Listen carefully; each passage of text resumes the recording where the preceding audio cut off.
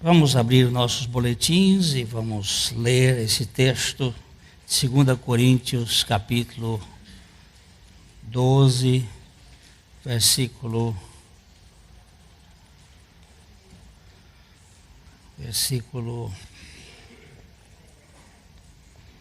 10. Vamos juntos? Pelo que sinto prazer nas fraquezas, nas injúrias, nas perseguições, nas angústias, por amor de Cristo. Porque quando eu sou fraco, então é que sou forte. Pai, nós estamos diante da Tua palavra. E nós precisamos ser desconstruídos pelo Teu Espírito Santo. Esta palavra para nós, ela é difícil de compreender. A nossa natureza orgulhosa, arrogante, tem muita dificuldade de se submeter à Tua palavra. Eu te suplico em nome de Jesus que Tu trabalhes conosco. Que Tu nos esvazies, que o Senhor nos mostre de fato quem nós somos e quem nós somos em Cristo Jesus. Traz luz, traz revelação, para que nós possamos ser tratados pelo Senhor. Nós Te damos muitas graças, porque é o Senhor que faz esta obra. Dá-nos fé para crer na Tua palavra. Em nome de Jesus. Amém.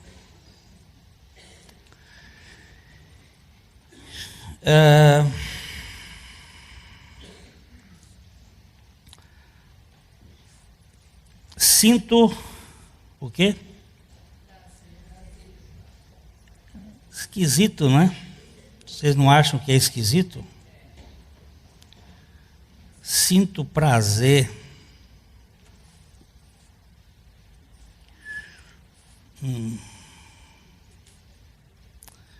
Toda vez que eu vou mexer nesse troço aqui, eu tenho que quebrar a cabeça.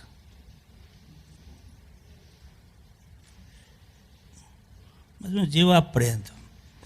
A turma que nasceu com o dedo no botão, que é essa turma nova aí, vai rápido e eu estou num processo de reeducação da minha mente, então é um problema certo. Eu sinto prazer nas fraquezas. Isso é um paradoxo sem medida. O cristianismo é paradoxal em suas propostas. É o ensinamento dos disparates. Anti-acadêmicos.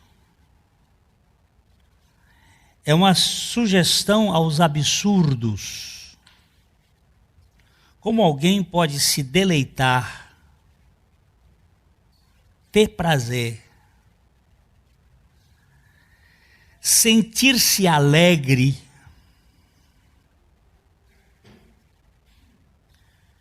na debilidade, nas ofensas, na indigência, no acossamento e nas aflições por amor de alguém. Neste caso, Cristo. Isso tudo me parece uma loucura total. Não há a menor coerência nesse caminho. Vocês não acham? Sinto prazer nas fraquezas, nas injúrias, nas necessidades, nas perseguições, nas angústias. Sentir prazer na angústia. Por amor de Cristo. E aí essa frase que é, quando eu sou fraco, é então que eu sou forte. Paulo toma a contramão da história humana.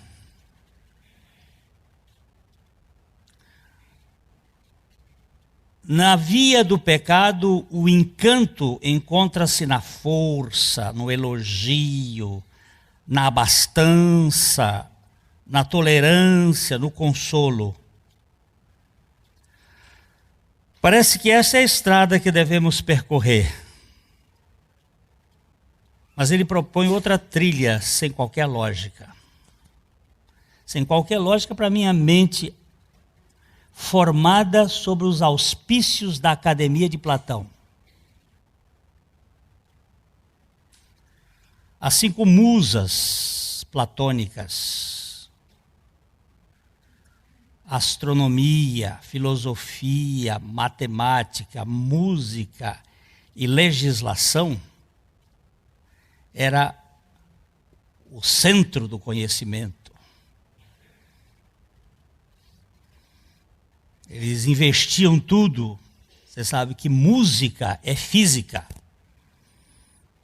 Música é uma das 5 musas da academia. E o conhecimento nos incha, nos mantém obesos. Eu estou com umas bolachinhas aqui no bolso, que tem que comer de 3 em 3 horas para poder emagrecer.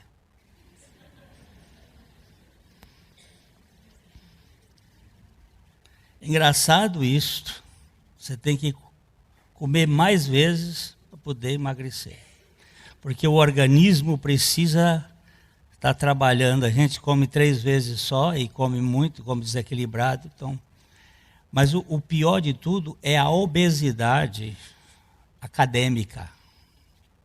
A obesidade do conhecimento que entumece a alma. Como é que eu vou sentir prazer num negócio desse aqui? Isso é coisa de doido. A biografia de Adão é marcada pela ascensão ao pódio. A raça adâmica lida freneticamente com a síndrome de altar e vive escalando montanhas para chegar ao topo, com um espírito de gente superior. O pecado nos intoxicou com o vírus da grandeza e não toleramos viver nos vales.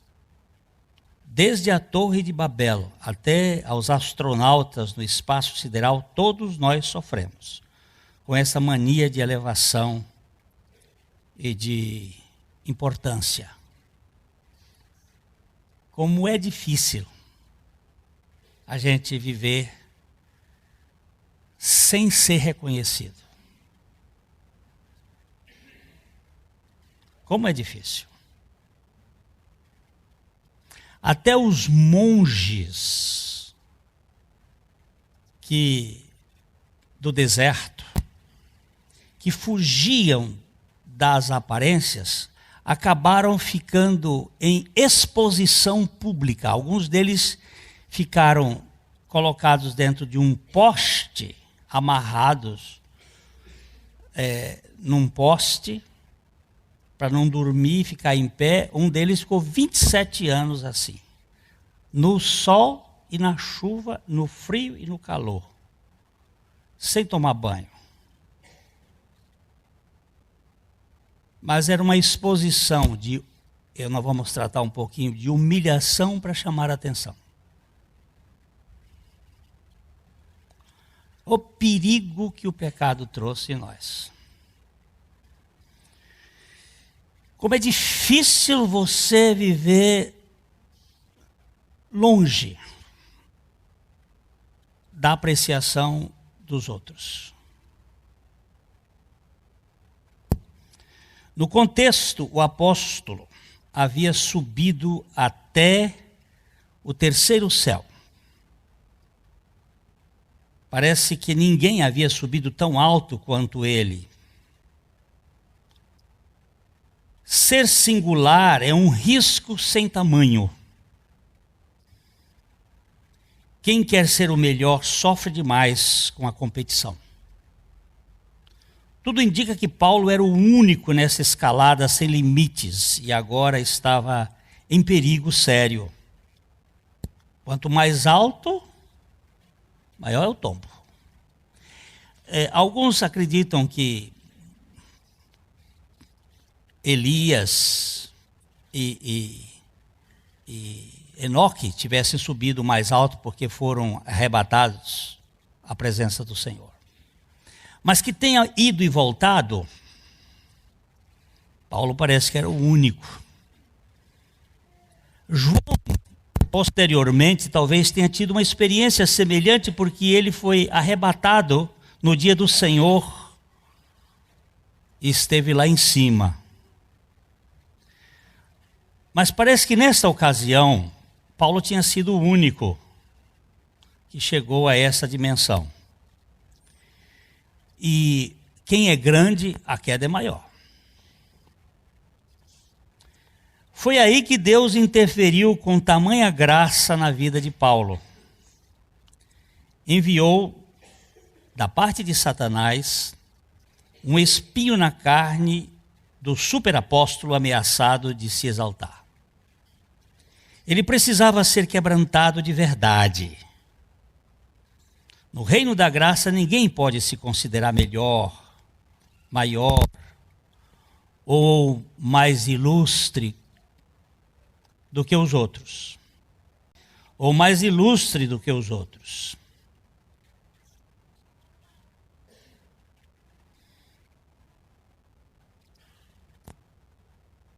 O Evangelho propõe o esvaziamento do ego. O caminho que nos leva à glória de Deus é sempre para baixo. O próprio Cristo precisou passar pelo esvaziamento para nos tocar.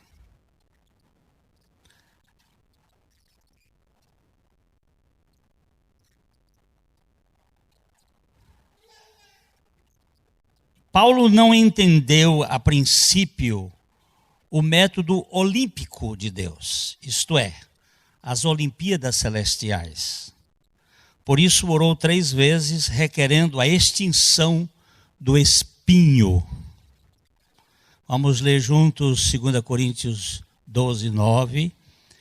Então, ele me disse, a minha graça te basta, porque o poder se aperfeiçoa na fraqueza.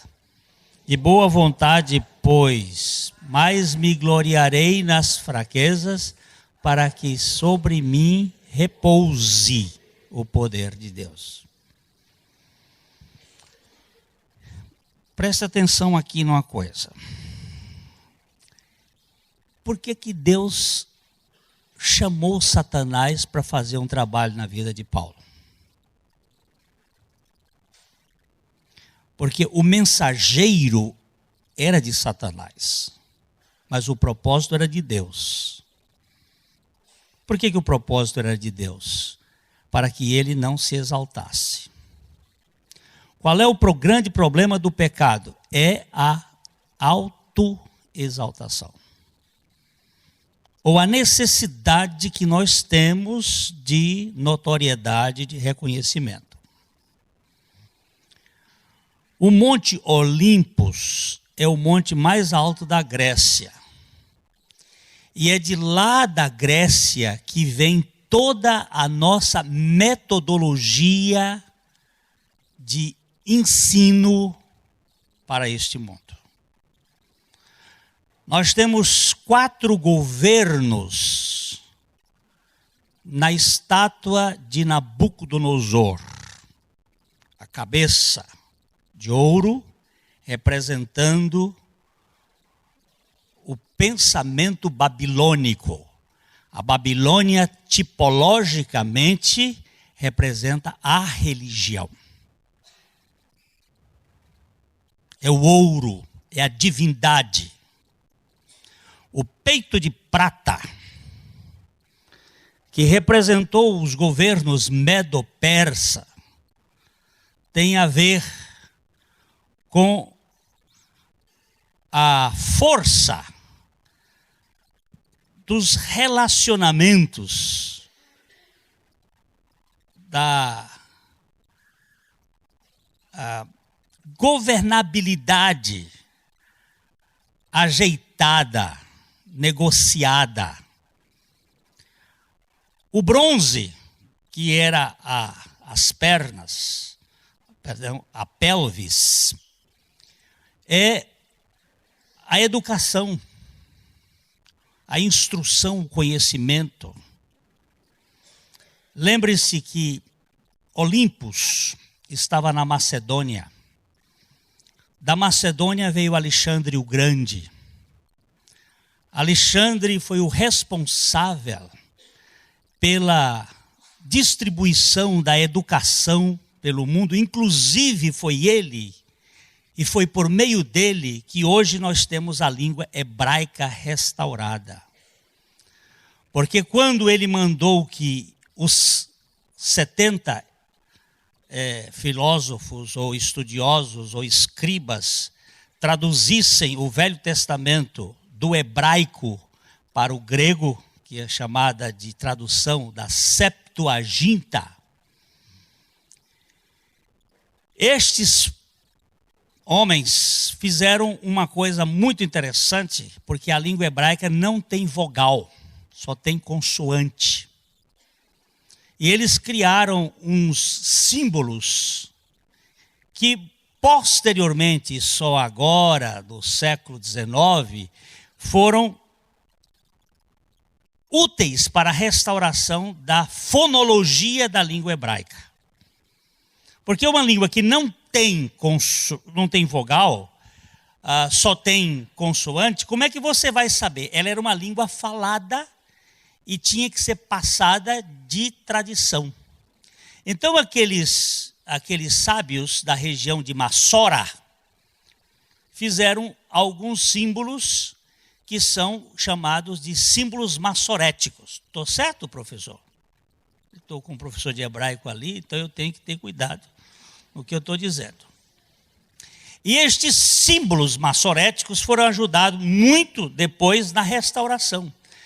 E quando Teodoro Herzl, que foi um dos primeiros para a reconstrução do Estado de Israel, se levantou com o projeto da restauração da língua hebraica, eles foram buscar na igreja, entre os protestantes e católicos, os coptas, o conhecimento da língua e os rabinos antigos, porque o hebraico tinha se perdido e tinha sido feito várias línguas, como o ladino, como o Yiddish, que eram línguas misturadas com hebraico e alemão, hebraico e latim, hebraico e russo, e tinha uma mistura. Então, para restaurar a língua, foram eles que tiveram muita importância. E Alexandre é o chefe lá. E também nós temos aí no século XIX a restauração da nova época dos Jogos Olímpicos. Essas Olimpíadas visam manter o povo dentro do princípio de Juvenal, de panis et circis.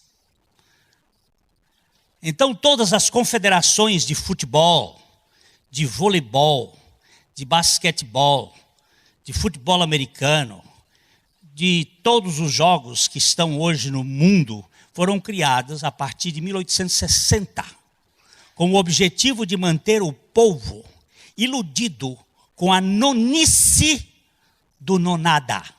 Depois vocês vão ver o que é isso. É deixar as pessoas comendo pão e circo, fome zero e show. Dá para manter o povo iludido, enquanto a cúpula governamental do mundo dirige aquilo que eles querem. Este é o projeto. E a questão toda é o Olimpos, as Olimpíadas. Só que as Olimpíadas do céu é para baixo. Um é para cima, para o pódio, a outra é para baixo, para o porão. Só que no porão ninguém vai me ver.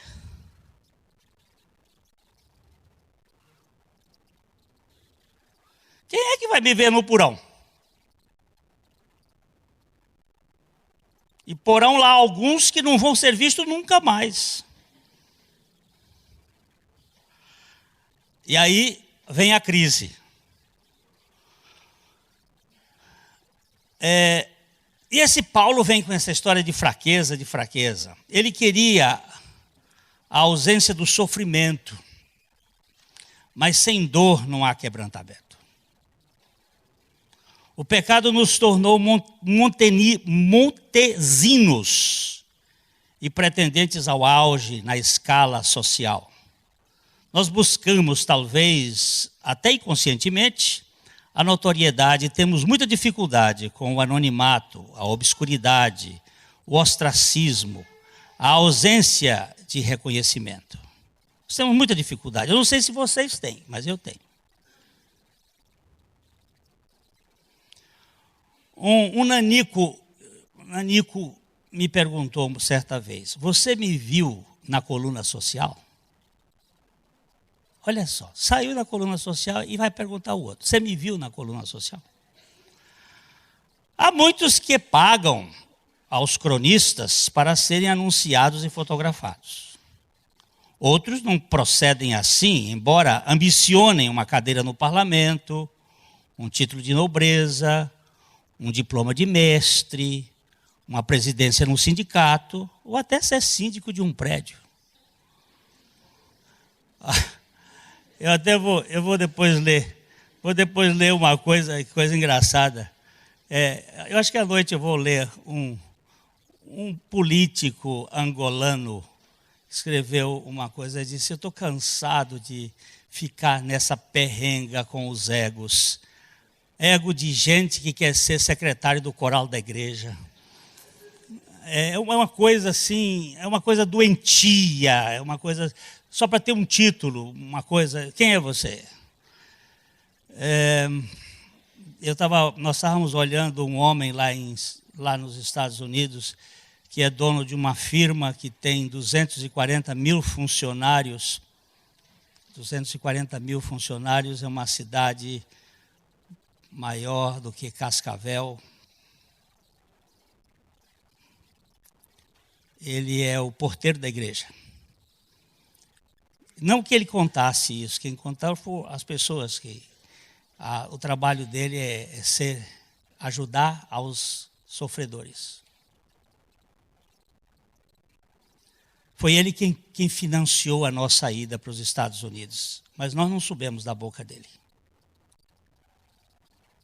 Não foi a igreja aqui, como disseram alguns aí, que a igreja estava pagando bolsa de estudo para um grupo ir lá para os Estados Unidos, quando tinha outras coisas para fazer aqui.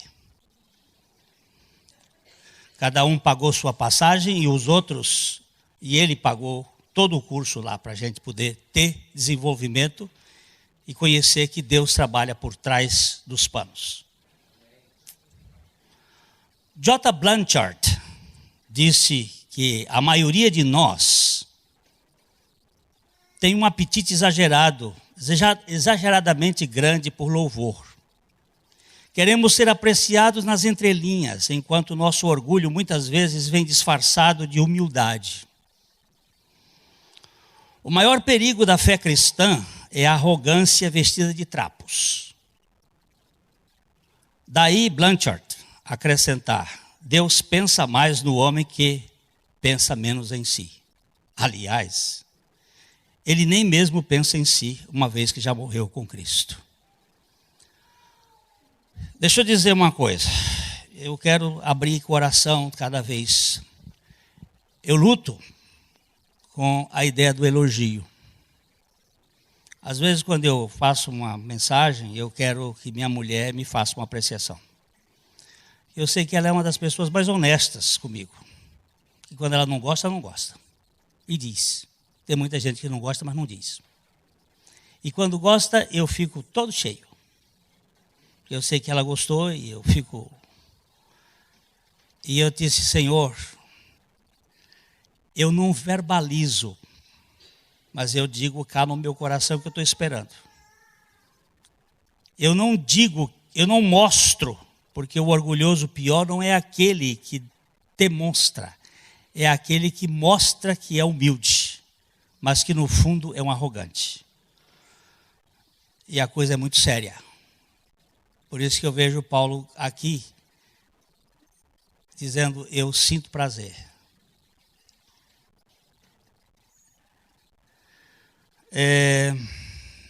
Quebrantamento não é rebaixamento. Para Agostinho de Hipona, a suficiência dos meus méritos está em saber que os meus méritos nunca serão suficientes. O meu aviltamento pessoal pode ser uma tática de elevação perante a opinião pública, enquanto o quebrantamento é uma demolição promovida pelo próprio Deus. Nunca pense que você se humilhar por você mesmo é verdadeira humilhação. Pode ser uma tática. Eu tenho usado muito isto. Mas como Deus não leva a minha tática em conta, Ele vai me quebrantar. Muitas vezes nós chamamos atenção, mas Deus não vai na conversa, porque Ele conhece o coração. Cara de piedade não significa coração piedoso. Não vai entrar nessa, porque Deus não entra.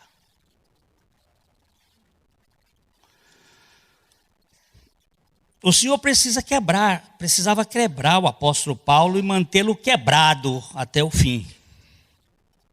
Se o orgulho é o desejo perverso das alturas, como disse Agostinho, a humildade é a ausência de qualquer desejo de visibilidade. Para conservá-lo humilde, o Senhor convocou um mensageiro do inferno, a fim de humilhá-lo de modo severo. Escuta com os dois ouvidos, não deixa escapar, não. Deus vai mandar mensageiros do inferno para trabalhar conosco. Vai mandar. Para humilhar. Para humilhar. Porque nós somos arrogantes. A nossa história é uma história de arrogância. E eu tenho muito mais medo da arrogância espiritual do que da arrogância política e filosófica e de conhecimento. Paulo não se humilhou perante o Senhor, uma vez que em sua humilhação ele podia ainda se exaltar por ter se humilhado. Na verdade, Paulo foi humilhado.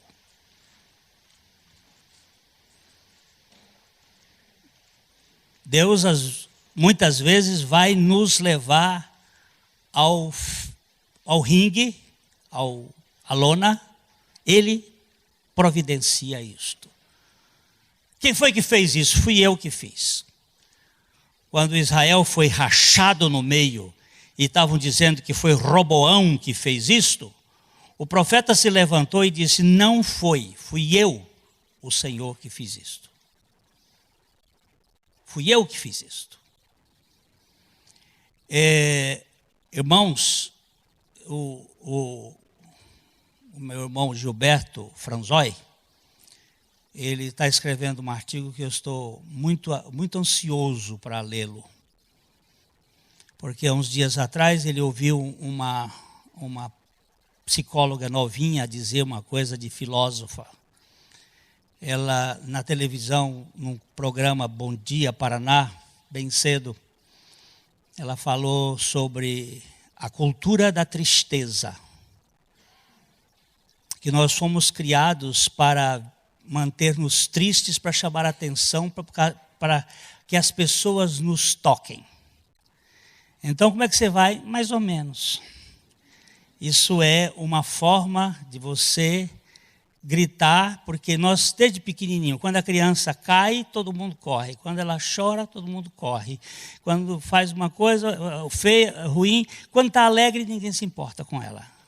Então, a alegria é desprezada e a tristeza serve como instrumento de chamar a atenção.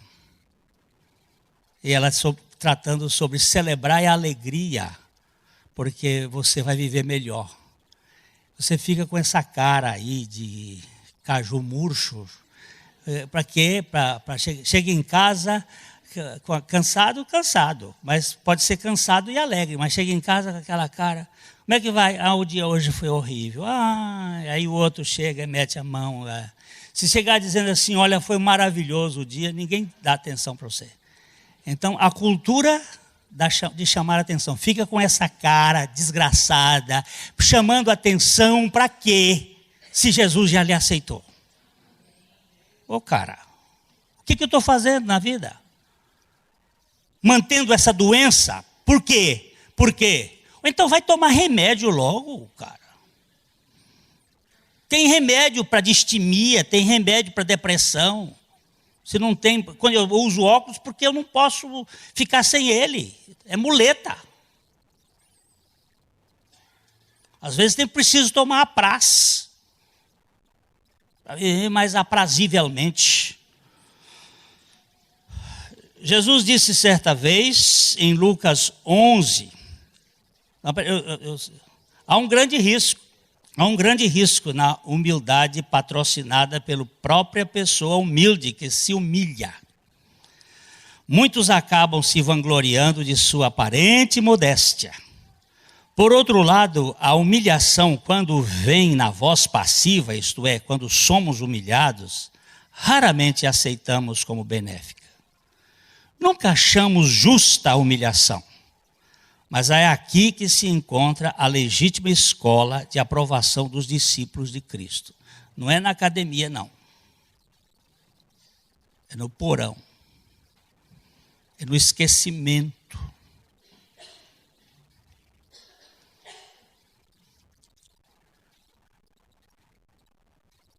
É bom, sim, estimular. Estímulo é uma coisa, mas cuidado com estimulação demais, que vai virar uma mulação. Vai emular até virar uma mula. Cuidado quando você estiver precisando de muito aconchego e muito cuidados especiais. Mas nós precisamos tocar nas pessoas, não para conquistá-las, não para fazer delas escravas de nossas atitudes. Jesus disse certa vez, em Lucas 14:11, todo que se exalta será humilhado, e o que se humilha será exaltado. Dagô, faz um favorzinho para mim, que eu hoje estou com a mão ocupada aqui. Me ajuda aqui. Por causa do pecado, o ser humano sempre procura se exaltar. Como já vimos antes, nós nos engrandecemos até em nossa aparente humildade. Sendo assim, todos nós precisamos ser humilhados primeiro, a fim de poder nos humilhar sem a necessidade de sermos exaltados.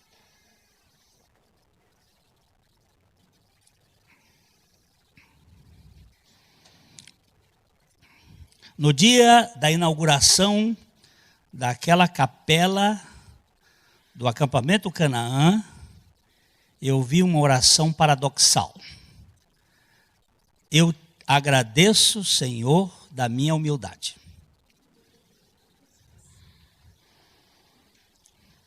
Preste bem atenção nisso aqui. Eu agradeço da minha humildade. Hein? Oro humildemente na tua presença.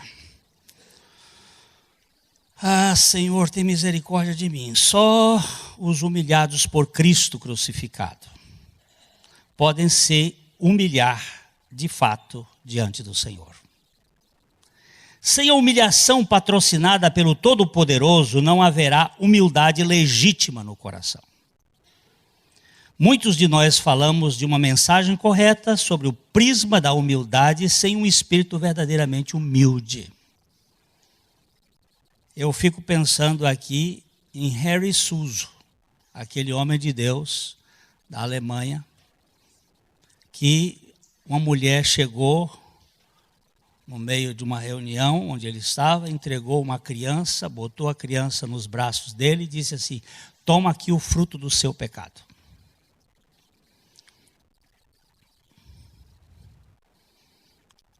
Harry Suso, diz o livro As Janelas Mais Amplas de Deus, de Deverne Fromk, era mais puro do que uma pomba. Ficou com a criança nos braços e perguntou a Deus: o que eu faço?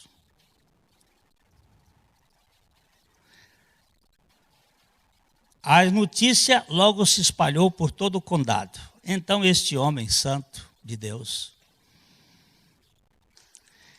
ele correu para cima do monte, porque nós temos a ideia de que Deus está no monte. Mas Deus sempre encontra as pessoas no vale. Desculpa dizer isto, mas é muito interessante ter os vales da sombra da morte, que eu não temerei mal algum, porque tu estás comigo. Foi lá no vale de Jaboque que Deus se encontrou com aquele fujão, o Jacó. Ele foi lá para o monte e ficou 3 dias, 4 dias, clamando, chorando, gritando e dizendo: eu não suporto mais, não suporto. Quando o Senhor apareceu a ele em seu coração e disse, quando ele perguntou: e o que eu faço? Ele disse: faça o que eu fiz. Assuma e se cale. Desceu o vale, criou a criança, calado, sem dar justificação para ninguém, até que 6 anos depois, a mulher apareceu e disse: tudo é mentira. Mas não precisava mais nada. Já Deus tinha feito uma obra de humilhação nele. E agora ele podia ser humilde.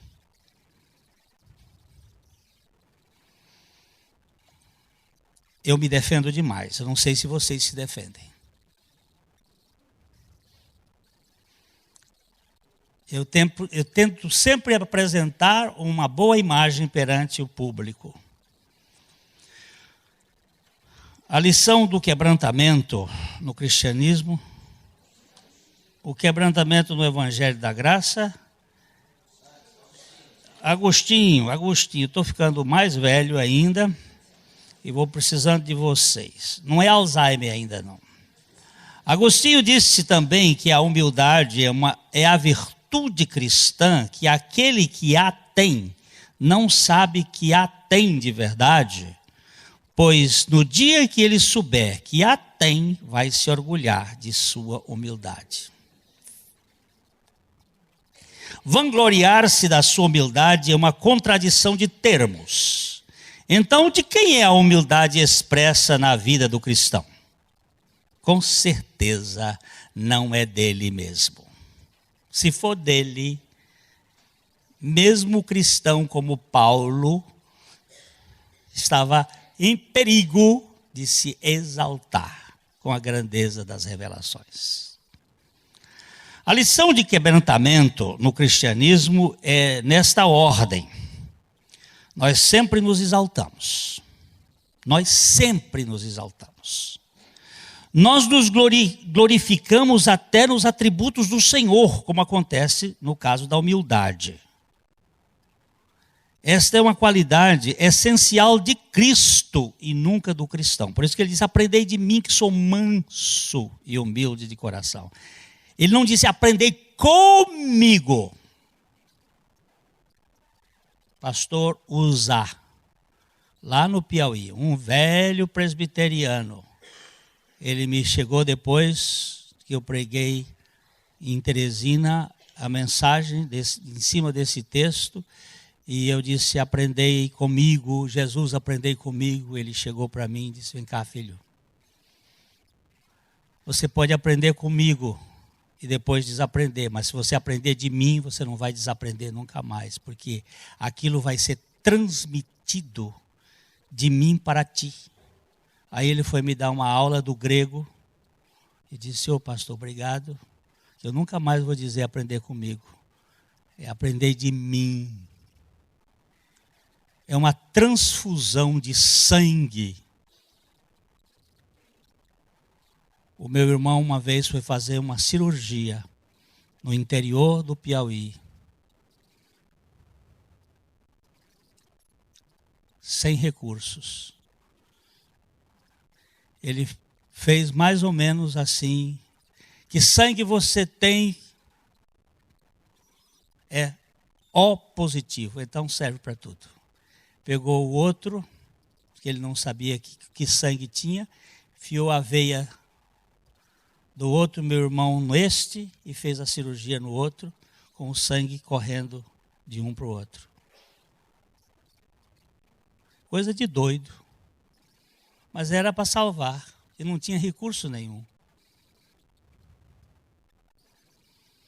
Uma vez ele fez uma cirurgia também numa mulher, que a criança tinha morrido, enfiou a cabeça na pelvis e ficou 4 dias com a criança morta, podre lá dentro, e não tinha nada para operar, senão uma faca de fazer barba, faca, uma agulha de costurar cangalha, você não sabe o que é cangalha, sela melhor,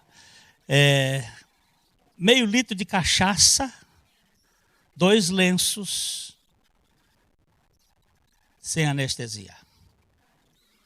E a Maria está lá viva até hoje. Ainda fez uma ligação de trompa. Não tinha jeito? Mas não tem jeito, faz assim. Mas a transfusão de mim passa dele para ele, ó, aqui. Entendeu? Esta qualidade não é do cristão. Esta é uma qualidade essencial de Cristo e nunca do cristão. Então, o Senhor tem que nos humilhar para dependermos da sua humildade. Uma vez humilhados, podemos nos humilhar com a humildade de Cristo, sem a necessidade de sermos exaltados, ainda que isto venha acontecer em algum momento da história. Se ele quiser, ele pega José, bota José no buraco, depois pega José, vende para os midianitas, depois os midianitas vendem para Potifar, depois de Potifar ele vai para a cadeia, e depois lá na cadeia ele fica 10 anos lá dentro da cadeia, e depois Deus coloca ele como o segundo homem no trono do Egito. Isso é próprio de Deus fazer, mas primeiro para subir tem que descer. Porque quando sobe, depois que desce, não se orgulha mais nunca de ter subido. Mas quando sobe sem descer, ninguém aguenta. O quebrantamento no Evangelho da Graça é a retirada do orgulho da alma pela cruz de Cristo. Precisamos ser esvaziados de nossa força egoísta até chegarmos à fraqueza total. Quando estivermos em astenia plena, estaremos no terreno da onipotência divina. Aquele que não pode mais, dependendo daquele que pode tudo, vira um onipotente. É engraçado isso. Uma das cenas mais lindas que eu tenho visto nesses últimos anos é aquele pai que resolveu dedicar a vida para um filho que tem uma paralisia cerebral, e ele já fez mais de 40, como é que se chama aquele Ironman, aquele triatlo de correr 42 quilômetros, nadar 3 quilômetros, andar de bicicleta, e ele com aquele filho o tempo todo, mais de 40 vezes. E a coisa mais linda é ver aquele filho chegando, e o pai naquela alegria, às vezes correndo com ele. Aquele filme, não há uma vez que eu vejo aquele filme que eu não choro, não chore. Eu estou falando de um homem, mas eu estou falando de um Deus que virou para a humanidade caída e perversa e diz assim: meu filho vai ser humilhado, vai descer, vai chegar na posição de homem, vai chegar na posição de servo, vai chegar na posição de morte de cruz, para apanhar você lá e poder colocar você e exaltar acima de todo nome, juntamente com Ele nos lugares celestiais. Agora, isso é dele, isso é por Ele, e isso é para Ele. Quando nos humilhamos, sem termos sido humilhados, podemos nos exaltar de nossa atitude de humildade aparente. Mas quando somos humilhados, somos enfraquecidos ao extremo. No perímetro da fraqueza absoluta, todos os crentes em Cristo são constrangidos à dependência de Deus e, deste modo, todos nós nos tornamos supridos pela sua onipotência. No reino da graça, só os inteiramente fracos podem ser fortalecidos pela providência soberana e toda poderosa do próprio Deus.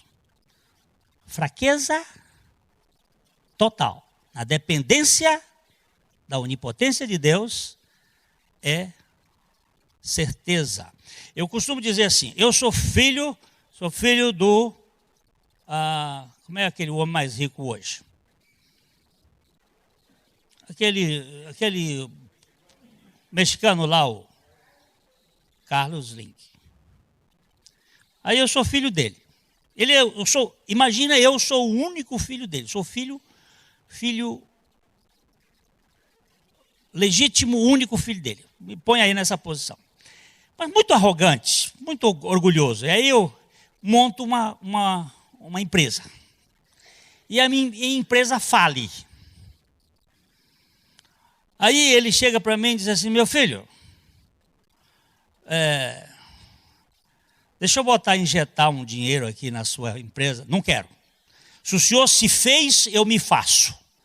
E tem esse como é que é? Self-made. Os homens que se fazem por si mesmos. Essa turma é insuportável. Tudo meus parentes legítimos. Aí ele se fez. E aí o pai diz, não, meu filho, eu vou botar aqui para sua. Não quero nada que é seu. Eu vou me viver. Se o senhor ficou rico, eu também posso ficar. Como é que se chama isso aí? Hein? Burrice? Burrice, orgulho, soberba. Meu filho, tudo que é meu é seu, meu filho. Mas eu não quero. Eu quero ter a condição de chegar na posição de ter chegado aqui como o senhor chegou. Não quero. Ô idiota. Por favor. Toda essa fortuna, esses bilhões de dólares são seus, meu filho. Mas eu não quero. Quando eu leio a minha Bíblia assim, que ela diz assim, e tudo é vosso, e vós de Cristo, e Cristo de Deus. Puxa vida. E ela diz assim, você é um co-herdeiro com Cristo Jesus. Co-herdeiro é uma palavra linda, não sou herdeiro de Deus, eu sou co-herdeiro. Porque herdeiro de Deus, se eu for eu e Cristo herdeiro, cada um ia pegar metade. Era Deus e eu, nós dois somos filhos. Cristo pegava metade, aliás ele pegava mais um pouquinho porque ele é o mais velho. O mais velho fica com mais. E eu ficaria, mas no caso se fosse só nós dois, era metade para ele, metade para mim. Porque na cultura hebraica era assim, quando o pai tinha 12 filhos, a herança do primogênito era metade, e a outra metade ficava com os 11. Era assim que era feito no Velho Testamento. Porque estava referindo a Cristo. Agora, quando Cristo se tornou o herdeiro de todas as coisas, ele me fez co-herdeiro. O que é co-herdeiro? Vamos imaginar, meu pai tinha 7 filhos. Ele morreu, e minha mãe morreu, então cada um ficou com 1/7. Se nós fôssemos co-herdeiros, tudo que era de um é do outro. Nós somos co-herdeiros com Cristo. Todo o universo. Quando eu fui uma vez a Paranaguá, Um irmão chegou e disse assim: ó, pastor, essa cidade é sua. Cidade de Paranaguá. Eu digo: essa daqui só não. Essa daqui, Curitiba, Londrina, Corrente, tudo é minha. Porque a Bíblia diz que tudo é vosso, e vós de Cristo, e Cristo de Deus. A Bíblia diz que do Senhor é a terra e a sua plenitude, o mundo e aqueles que nele habitam. Se eu sou dele e tudo é dele, tudo que é dele é meu. Então, se eu puder crer na onipotência de Deus, na minha fraqueza, eu me torno uma pessoa onipotente na dependência de Deus. Que coisa mais paradoxal. Mas é assim que a Bíblia ensina. A expressão, quando eu sou fraco, então é que eu sou forte, significa que, não podendo nada por mim mesmo, tudo posso naquele que me fortalece. Filipenses 4,13. Assim, no reino de Deus, a fortaleza se encontra na fraqueza. Ou seja, a fortaleza total encontra na fraqueza absoluta. Ou seja, a evolução que nós precisamos é de fraqueza. Evoluir da fraqueza. Foi assim que o Dr. Christian Shane ensinou. Nós não crescemos de 0 a 9. Nós crescemos de 9 a 0. Porque o pecado nos fez 9. Mas a salvação nos faz 0. Então nós temos que crescer de cima para baixo até chegar em 0. Quando você chega em 0 e você fica à direita daquele que está à destra de Deus, aquele homem que está à destra de Deus, à direita de Deus, Pai, é Cristo, e você está à direita dele, você vale 90. Porque 9 mais 0 é 90.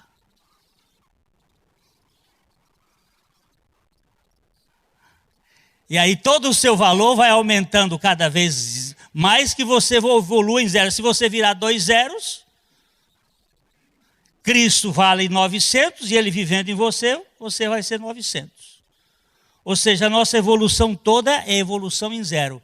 Evolução em 0 não tem direitos, mas tem prerrogativas da ação da graça de Deus na sua vida. A pessoa mais poderosa que já viveu aqui na terra foi aquele que, em sua fraqueza completa, depois de seu total esvaziamento voluntário, dependeu totalmente do poder do seu Pai Celestial. A onipotência do Verbo encarnado se manifestava por meio de sua fraqueza através da irrestrita dependência do seu Pai. Eu nada faço por mim mesmo. Tudo que eu ouço, eu faço, eu dependo do meu Pai.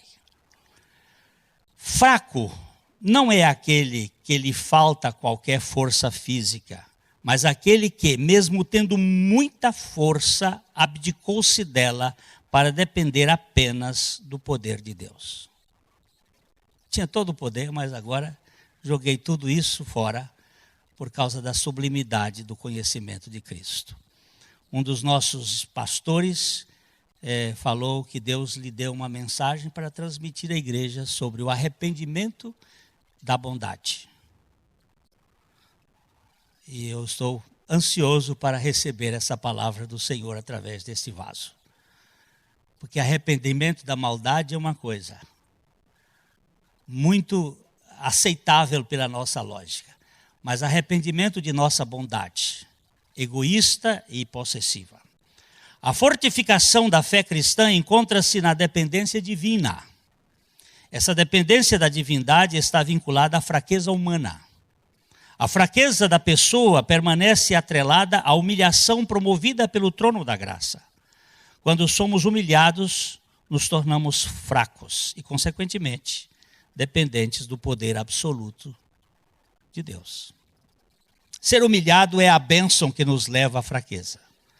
Conviver com fracos aqui na terra, mas na dependência de Abba, é viver na fortaleza do poder integral de Deus, do Deus Todo-Poderoso. Se você for um sujeito fraco de verdade, mas dependente totalmente do poder de Deus, então estamos diante de uma superpotência. De fato, de alguém com um poder descomunal, capaz de fazer qualquer coisa que Deus quiser. Qualquer coisa.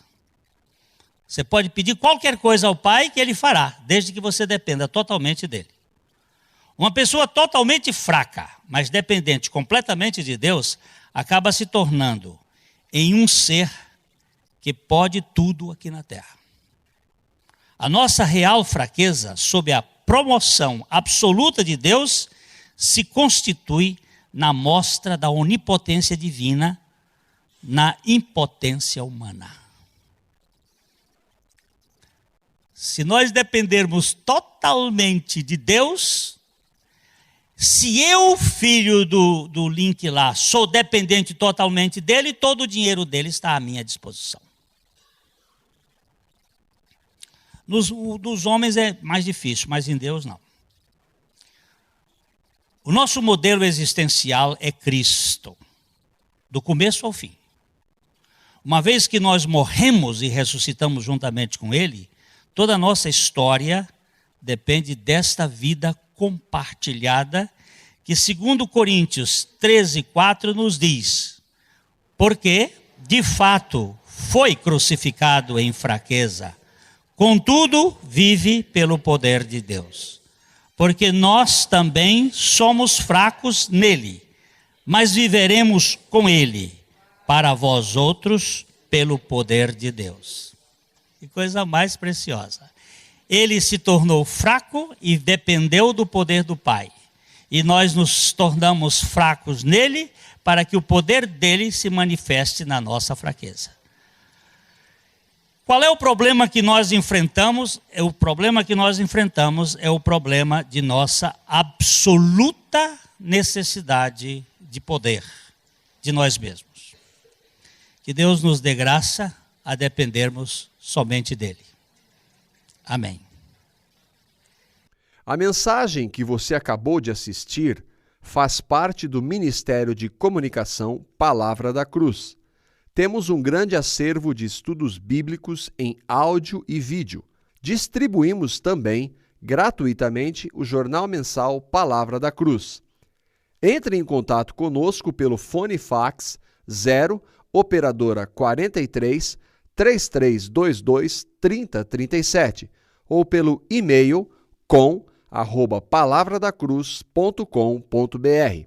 Visite-nos também pelo site www.palavradacruz.com.br. Graça e paz.